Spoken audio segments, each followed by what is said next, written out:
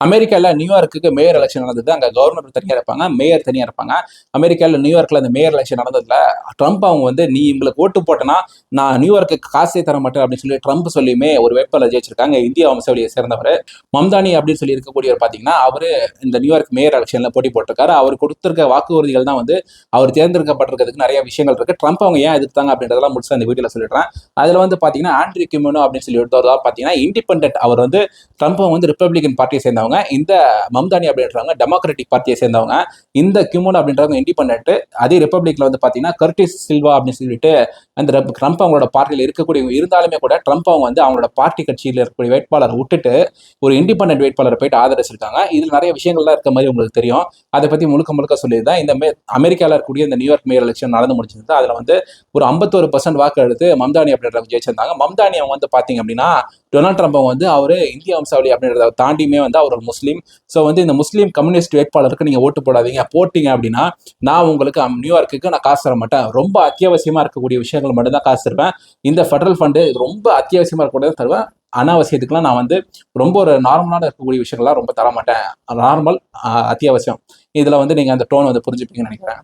இப்போ உங்களுக்கு ஒரு டவுட் வரலாம், ஏன் வந்து டொனால்ட் ட்ரம்ப் அவங்க மம்தானி எதிர்க்க வந்து ரிப்பப்ளிகன் அவங்களோட சொந்த கட்சி வேட்பாளர் விட்டுட்டு ஒரு இண்டிபெண்டன்ட் வேட்பாளரை வந்து ஆதரிச்சாங்க அப்படின்னு சொல்லிட்டு அந்த வந்து பாத்தீங்கன்னா இண்டிபெண்டன்ட் வேட்பாளர் கூடிய ஆண்ட்ரி கியூமினோ அப்படின்றவங்க பாத்தீங்க அப்படின்னா அவர் ஏற்கனவே டெமோக்ராட்டிக் பார்ட்டி மம்தானி இருக்கக்கூடிய அதே பார்ட்டியை சேர்ந்தவர். அவர் அதுக்கப்புறம் வெளியே வந்துடுறது. அவங்களும் 2021 இந்த டைத்துல வந்து எக்ஸ்எம்பி அந்த மாதிரி இருந்திருக்காங்க. அவங்க வந்து டெமோக்ராட்டிக் பார்ட்டிலேருந்து வெளியே வந்ததுக்கு அப்புறம் பாத்தீங்கன்னா இப்போ ட்ரம்ப் அவங்க வந்து என்ன சொல்றாங்க அப்படின்னா என் கட்சியில் இருக்க வேட்பாளரோட இந்த இண்டிபெண்டன்ட் வேட்பாளர் அப்படின்றவங்க பாத்தீங்கன்னா மம்தானியை வந்து ரொம்ப எதிர்க்கிறாங்க. அதனால வந்து காரணத்துல பாத்தீங்கன்னா என்னோட மம்தானி அவங்களை ரொம்ப எதிர்க்கிற காரணத்தினால என் கட்சிக்காரனோட மம்தானி அவங்களை ரொம்ப எதிர்க்கிறதுனால ரிப்பப்ளிகன் பார்ட்டியோட எதிர்க்கிறதுனால நான் இந்த இண்டிபெண்டன்ட் கேண்டிடேட்டுக்கு நான் வந்து என்னோட ஆதரவு தெரிவிக்கிறேன் அப்படின்னு சொல்லிட்டு அவரும் தெரிவிக்க உலகத்திலே நம்பர் 1 பணக்காரராக இருக்கக்கூடிய கூடிய சீக்கிரம் $1 trillion வந்து அடிக்கக்கூடிய வாய்ப்பு இருக்கக்கூடிய எலான் மஸ்க் அவங்க என்ன பண்றாங்க அப்படின்னா அவங்களுக்கு போயிட்டு இந்த இண்டிபெண்டன்ட் கேண்டிடேட்டுக்கு வந்து ஆதரவு கொடுக்குறாங்க. ஆதரவு கொடுத்தாலும் என்ன, அதுக்கப்புறம் அவர் வந்து ஒரு 40% கிட்ட வாக்கெடுத்து அவர் வந்து எலெக்ஷன்ல தோத்துடுறாங்க. அதுக்கப்புறம் 3வது இடத்துக்கு ரிப்பப்ளிகன் ஆளும் கட்சியாக கூட ரிப்பப்ளிகன் பார்ட்டி வந்து பாத்தீங்கன்னா 3வது இடத்துக்கு வந்துடுறாங்க. அதுக்கப்புறம் மம்தானி வந்து அவங்க ஃபர்ஸ்ட் இடத்துக்கு வந்துடுறாங்க. மம்தானி அவங்க வந்து பாத்தீங்கன்னா ட்ரம்ப் அவங்க இவ்வளவு எதிர்த்ததுனால மட்டுமே கூட முதல் இடத்துக்கு வந்துடலாம். அவர் வந்து கொடுத்த வாக்குறுதிகள் அந்த மாதிரி அவர் என்ன சொல்றாரு அப்படின்னா நான் வந்து இந்த பணக்காரர்களுக்கு வந்து பாத்தீங்கன்னா மெயினா இந்த கார்பரேட் கம்பெனிஸ்லாம் வந்து பாத்தீங்கன்னா 9% டாக்ஸ் இருக்கு, கார்பரேட் டாக்ஸ் அப்படின்னு. அதெல்லாம் வந்து பாத்தீங்கன்னா நான் வந்து 11.5% ஒரு 2.5% வந்து ஏற்றிடுவேன் அப்படின்ற மாதிரி விஷயங்கள்லாம் சொன்னாங்க. அங்க இருக்கக்கூடிய நியூயார்க் கவர்னர் வந்து பாத்தீங்கன்னா இந்த விஷயத்தை எதிர்த்து கரண்ட் சிட்டிங் கவர்னர் அந்த விஷயத்த ஏன் வந்து இப்போ நியூயார்க் கவர்னர் அப்படின்னு சொல்றதுனால இந்த விஷயத்துல ஒரு சூழ்ச்சமும் இருக்கு. அதை ஃபுல்லா கேளுங்க. அதுக்கப்புறம் அந்த டாக்ஸை வந்து உயர்த்துவேன், அதுக்கப்புறம் அந்த டாக்ஸை உயர்த்தி ஏழை மக்களுக்கு வந்து டாக்ஸ் கம்மி பண்ணி இருக்க டாக்ஸ் வந்து நில் கூட பண்ணி அந்த ஏழை மக்களுக்கு நல்லது பண்ணும் அப்படின்ற மாதிரி சொல்லியிருந்தாரு. அது ஒரு வாக்குறுதி. அது வந்து மக்கள் மத்தியில் நல்லா பேசப்பட்டது. ஆனால் கவர்னர் எதிர்த்தாலும் அந்த விஷயத்துல சூழ்ச்சம் இருக்கு நான் சொல்றேன். அதுக்கப்புறம் ரெண்ட்லாம் வந்து பாத்தீங்கன்னா நியூயார்க் நம்ம சென்னையிலேயே வந்து ரெண்ட்லாம் வந்து ஒரு ஏரியாவுக்கு போனா ஒரு மாதிரி இருக்கும். நியூயார்க்ல கூட பாத்தீங்க அப்படின்னா இந்த ஏரியா இந்த ஸ்ட்ரீட் அந்த ஸ்ட்ரீட்னு இந்த ரெண்ட் அப்படின்றது வித்தியாசமா இருக்கும், அதிகமா இருக்கும், கம்மியா இருக்கும், ஃப்ளோருக்கு ஏற்ற மாதிரி அதிகமா இருக்கும், கம்மியா இருக்கும். ஸோ வந்து இந்த ரெண்ட்லாம் வந்து பாத்தீங்கன்னா இந்த நியூயார்க் ஏன் கண்ட்ரோல் இருக்கக்கூடிய அந்த நியூயார்க்ல வந்து பாத்தீங்கன்னா இங்க நான் வச்சதுதான் சட்டம் அப்படின்ற மாதிரி இந்த ரெண்ட்லாம் வந்து பாத்தீங்கன்னா ஒரு இடத்துல ஒரு மாதிரிலாம் இருக்காது, ரெண்ட் வந்து பிக்சடா இருக்கும் அப்படின்ற மாதிரி விஷயத்த சொல்ல அது வந்து இந்த நியூயார்க்ல வந்து வெளிநாட்டுல இருந்து வரவங்களும் சரி, வெளி மாநிலத்துல இருந்து இப்ப நம்ம தமிழ்நாட்டுக்கு பீகார்ல இருந்து வராங்க அப்படின்னா நியூயார்க்ன்றது தமிழ்நாடு ஒரு பணக்கார நேஷன் மாதிரி, நியூயார்க்குக்கு டெக்சாஸ் அந்த மாதிரி விஷயம் நாட்டுல இருந்து மாநிலத்துல இருந்து கூட வரலாம். ஸோ அந்த மாதிரி வரவங்களுக்கு இந்த நியூயார்க்ல வீடு கிடைக்கிறது வந்து ஒரு சிரமமா இருக்கு.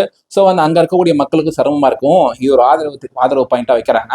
அதுக்கப்புறம் பாத்தீங்கன்னா ஒரு ஃப்ரீ பஸ்லாம் வந்து அவரு நியூயார்க்ல எம்பியா இருந்தப்போ பாத்தீங்கன்னா ஒரு 5 ஃப்ரீ பஸ் கொடுத்து வந்திருக்காரு. அதே மாதிரி வந்து பாத்தீங்கன்னா இந்த நியூயார்க் ஃபுல்லா வந்து ஃப்ரீ பஸ் கொடுப்பேன் அப்படின்ற மாதிரி சொல்லியிருக்காங்க. அதே வந்து நம்ம எம்கே ஸ்டாலின் வந்து பாத்தீங்கன்னா மகளிருக்கு இலவச பஸ், பிங்க் பஸ் அப்படின்ற மாதிரி சொல்லியிருந்தாங்க. அதே ஒரு பாயிண்ட்டை வந்து பேசியிருந்தாங்க.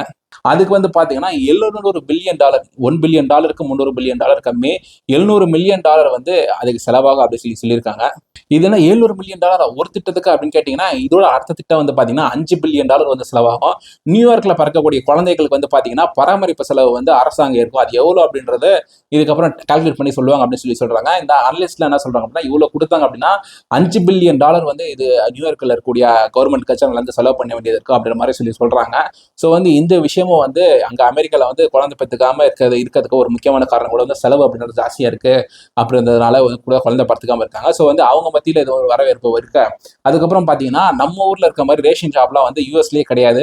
ஸோ வந்து கவர்மெண்ட் வச்சிருக்கக்கூடிய கவர்மெண்ட் ஓன் பண்ணக்கூடிய ஒரு மளிகை கடையை வந்து கொண்டு வருவோம். அதில் வந்து மற்ற கடைகளோட வந்து பார்த்தீங்க அப்படின்னா இந்த ரேஷன் பொருட்கள் மாதிரி ரேட்லாம் வந்து கம்மியாக இருக்கும், ஒரு கம்மி விலையில் கிடைக்கும் அப்படின்ற மாதிரி சொல்ல அங்கே இருக்கக்கூடிய middle class lower class middle கிளாஸ்லாம் கூட மக்களுக்குலாம் வந்து இது வரவேற்பாக இருந்தாலும் வந்து பார்த்தீங்கன்னா இந்த குழந்தைகள் திட்டத்துக்கு வந்து பார்த்தீங்கன்னா அங்கே இருக்கக்கூடிய கவர்னர் வந்து ஆதரவு தெரிவிச்சிருக்காரு. இதுதான் ஒரு சூழ்ச்சமா இருக்குன்னு சொல்லியிருந்தேன். அவர் வந்து சொன்ன இந்த விஷயத்தை எதிர்க்கிற ரங்கராஜ் பாண்டே அவங்க மாதிரி இந்த கட்சி இருந்ததுன்னா இந்த விஷயத்துல நான் அவங்களை எதிர்ப்பேன், இந்த விஷயத்துல அவங்களை ஆதரிப்பேன் அப்புறமா நடுவில் இருக்கிற மாதிரி அந்த கவர்னர் நடுவில் இருந்திருக்காரு. ஸோ வந்து இப்படி பார்க்க வந்து அமெரிக்காவில் வந்து ஒரு கார்பரேட் கண்ட்ரியா இருக்கு அப்படின்றது நம்ம எல்லாருக்கும் தெரிஞ்சது அப்படிதான். ஸோ வந்து இந்த அமெரிக்காவில் கூட இந்த கார்பரேட் கண்ட்ரியில வந்து பார்த்தீங்கன்னா இந்த 2% டேக்ஸ் வந்து ஏற்றுறன்னு சொல்லியிருக்காங்க.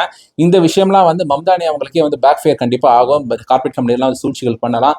அப்புறம் விஷயம் வந்து நம்ம இங்கே இருக்க ஆண்டிப்பட்டி தொண்டாப்பட்டி இந்த பட்டி அந்த பட்டி இந்த ஊர்ல நம்ம இருக்கவங்க வந்து இந்த விஷயங்கள்லாம் போய் சொல்லுவோம் வந்து நம்மளுக்கு இந்த யோசனைகள்லாம் வரும். அவங்க வந்து பார்த்தீங்கன்னா இந்த அதிகப்படியான வாக்குறுதியெல்லாம் கொடுத்துருக்காங்க. மம்தானி அவங்களுக்கு வாழ்த்துக்கள் நம்ம சேனல் மூலியமா தெரிவிச்சப்போம். அதுக்கப்புறம் பார்த்தீங்கன்னா பதவி இருக்கிறப்ப இந்த எலெக்ஷன் முடிஞ்சதுக்கப்புறம் பேச வந்து நேரு அவங்கள குறிப்பிட்டுலாம் விஷயங்கள் பேசியிருந்தாங்க. அது இங்கே இந்தியாவில் இருக்கக்கூடிய காங்கிரஸ் கட்சியினர் மத்தியில் வந்து பெரிய பேசு பொருளாக இருக்குது. நிறைய வரவேற்புலாம் கொடுக்குறாங்க. சிலுவை பந்தயங்கள்லாம் வந்து பார்த்தீங்கன்னா நிறைய விஷயங்கள் ட்வீட்லாம் போட்டு வாழ்த்துக்கள்லாம் தெரிவிக்கிறாங்க. ஸோ மக்களாகிய உங்களுக்கு இந்த வீடியோவில் நிறைய இன்ஃபர்மேஷன்ஸ் இருக்குன்னு சொல்லி நினைக்கிறேன். அடுத்தடுத்து டெய்லி வந்து உலக செய்திகள் இந்த சேனலில் வந்து தனித்தனியாக வந்துட்டே இருக்கும். சேனலுக்கு புதுசாக இருந்தீங்கன்னா சப்ஸ்கிரைப் பண்ணிக்கோங்க, உங்கள் ஃப்ரெண்ட்ஸுக்கு ஷேர் பண்ணுங்கள். இன்னொரு வீடியோவில் பார்ப்போம். பாய்.